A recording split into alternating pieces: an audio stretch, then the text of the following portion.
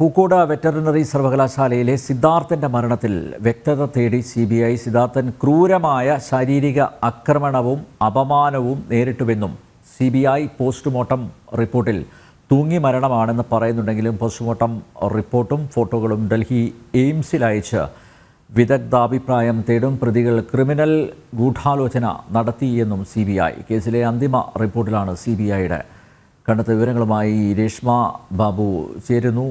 രേഷ്മ, ഇവിടെ പ്രധാനമായും സിദ്ധാർത്ഥൻ്റെ മാതാപിതാക്കൾ, ബന്ധുക്കൾ ഉന്നയിച്ചത് ഇതൊരു കൊലപാതകമാണ് എന്നാണ്. സിദ്ധാർത്ഥൻ യാതൊരു കാരണവശാലും ആത്മഹത്യ ചെയ്യില്ല എന്നാണ്. CBI അന്വേഷണം ആവശ്യപ്പെട്ട് പോകുമ്പോൾ മാധ്യമപ്രവർത്തകരോട് പറഞ്ഞതും അതാണ്. അതിൻ്റെ അടിസ്ഥാനത്തിലാണ് മുഖ്യമന്ത്രിയെ കണ്ട് CBI അന്വേഷണം ആവശ്യപ്പെട്ടത്.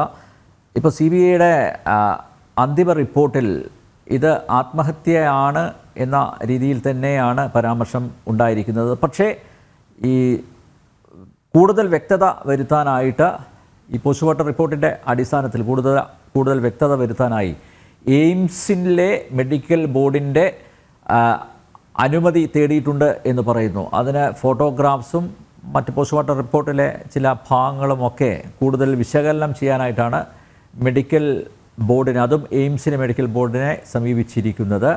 അതിൻ്റെ അടിസ്ഥാനത്തിലായിരിക്കുമോ പ്രതിപട്ടികയിൽ ഇനി കൂടുതൽ പേർ വേണമോ എന്ന് തീരുമാനിക്കുന്നത്? അതോ ഈ 19 പേരിൽ അന്വേഷണം അവസാനിപ്പിക്കാനാണോ CBI തീരുമാനിച്ചിരിക്കുന്നത്? എന്താണ് CBI ഉദ്യോഗസ്ഥ പറയുന്നത്?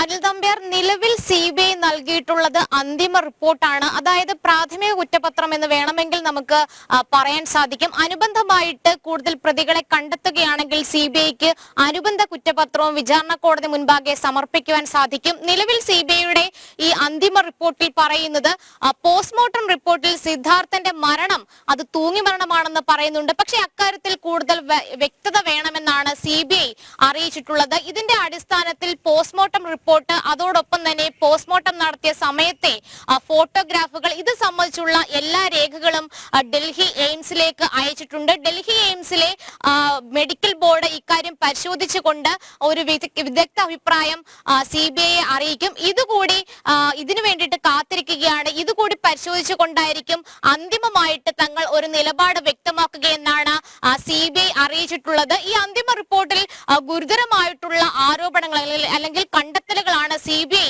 നടത്തിയിട്ടുള്ളത്. പ്രതികൾ ക്രിമിനൽ ഗൂഢാലോചന നടത്തിയിട്ടുണ്ട്. ഈ കേസിൽ 19 പ്രതികളാണ് ഉള്ളത്. ഈ 19 പേരും സിദ്ധാർത്ഥനെ ശാരീരികമായിട്ട് അതിക്രൂരമായാണ് ആക്രമിച്ചത്. ബെൽറ്റും അതോടൊപ്പം തന്നെ കേബിളുകളും കൊണ്ട് സിദ്ധാർത്ഥനെ അടിക്കുകയും അതോടൊപ്പം തന്നെ ചവിട്ടുകയും ചെയ്തിട്ടുണ്ട്. ക്രൂരമായിട്ടുള്ള ആക്രമണം നടത്തിയത് ഫെബ്രുവരി 16 രാത്രി 9:30 മുതലാണ്. അതിനുശേഷം ഫെബ്രുവരി 17 പുലർച്ചെ 1 മണി വരെ ഈ ആക്രമണവും അപമാനവും നീണ്ടു എന്നുള്ളതും അന്തിമ റിപ്പോർട്ടിൽ CBI വ്യക്തമാക്കുകയും ചെയ്തിട്ടുണ്ട്. പൊതുവിചാരണയ്ക്ക് സിദ്ധാർത്ഥൻ വിധേയനായി. മാത്രമല്ല, അടിവസ്ത്രത്തിൽ നിർത്തി അപമാനിച്ചു. വിദ്യാർത്ഥിനിയോട് മോശമായി പെരുമാറി എന്ന സംഭവം ചോദ്യം ചെയ്യുന്നതിനിടെ അടിവസ്ത്രം ഊരി മാറ്റുന്ന ഒരു സാഹചര്യത്തിലേക്ക് എത്തി. തുടർന്ന് സിദ്ധാർത്ഥന് ഈ ഹോസ്റ്റൽ അന്തേവാസികളുടെ മുന്നിൽ കുറ്റം സമ്മതിക്കേണ്ട അല്ലെങ്കിൽ അതിന് നിർബന്ധിതമാകേണ്ട ഒരു സാഹചര്യത്തിലേക്ക് എത്തി. മെഡിക്കൽ സഹായം പോലും നിഷേധിക്കപ്പെട്ട ഒരു സാഹചര്യം. ഇത്തരത്തിൽ വലിയൊരു ശാരീരിക ആക്രമണവും അതോടൊപ്പം തന്നെ അപമാനവും അത് വലിയ രീതിയിൽ സിദ്ധാർത്ഥനെ മാനസികമായിട്ട് തകർത്തു. തുടർന്നാണ് സിദ്ധാർത്ഥൻ ആത്മഹത്യ ചെയ്തത്. എന്നിരുന്നാലും ഇക്കാര്യത്തിൽ രണ്ടാമതൊരു വിദഗ്ധ അഭിപ്രായം വേണമെന്നാണ് CBI അറിയിച്ചിട്ടുള്ളത്. ഇതിന്റെ അടിസ്ഥാനത്തിലാണ് പോസ്റ്റ്മോർട്ടം സംബന്ധിച്ചുള്ള റിപ്പോർട്ടും അതിന്റെ എല്ലാ വിശദാംശങ്ങളും ഡൽഹി എയിംസിലേക്ക് അയച്ചിരിക്കുന്നത്. ആ മെഡിക്കൽ ബോർഡിന്റെ തീരുമാനം അല്ലെങ്കിൽ അവരുടെ ഒരു അഭിപ്രായം കൂടി പരിഗണിച്ചുകൊണ്ടായിരിക്കും ഇനി ഇക്കാര്യത്തിൽ CBIയുടെ നീക്കങ്ങൾ ഉണ്ടാകുക. എന്തായാലും വലിയ രീതിയിലുള്ള ശാരീരിക ആക്രമണങ്ങൾക്ക് സിദ്ധാർത്ഥൻ വിധേയനായി എന്നുള്ളതാണ് CBI ഹൈക്കോടതിയെ അറിയിച്ചിട്ടുള്ളത്. ഹൈക്കോടതിയിലാണ് CBI നിലവിൽ അന്തിമ റിപ്പോർട്ട് സമർപ്പിച്ചത്. ഈ അന്തിമ റിപ്പോർട്ടിന്റെ പകർപ്പ് പ്രതിഭാഗത്തിന് നൽകുകയും ചെയ്തിട്ടുണ്ട്. 8 പ്രതികളാണ് നിലവിൽ നിലവിൽ ഹൈക്കോടതിയിൽ ജാമ്യ ഹർജി നൽകിയിട്ടുള്ളത്. ഈ ജാമ്യ ഹർജി പരിഗണിക്കവെയാണ് ഹൈക്കോടതി ഈ പ്രാഥമിക കുറ്റപത്രം അല്ലെങ്കിൽ അന്തിമ റിപ്പോർട്ടിന്റെ പകർപ്പുകൾ ഹാജരാക്കാനായിട്ട് CBIക്ക് നിർദ്ദേശം നൽകിയത്. എന്തായാലും ഈ അന്തിമ റിപ്പോർട്ട് കൂടി പരിഗണിച്ചുകൊണ്ടായിരിക്കും വെള്ളിയാഴ്ച ഈ ജാമ്യ ഹർജിയിന്മേൽ ഹൈക്കോടതി വാദം കേൾക്കുക. എന്തായാലും പ്രതികൾക്ക് യാതൊരു തരത്തിലും ജാമ്യം നൽകരുത് എന്നുള്ള ഒരു നിലപാട് CBI ഈ കേസിൽ നേരത്തെ എടുത്ത സാഹചര്യം കൂടിയുണ്ട്. അത് മാത്രവുമല്ല, സിദ്ധാർത്ഥൻ നേരിട്ട ആക്രമണത്തിന്റെ അതിന്റെ പശ്ചാത്തലം, അതോടൊപ്പം തന്നെ അതിന്റെ രീതി, അതും കൂടി കണക്കിലെടുക്കണം.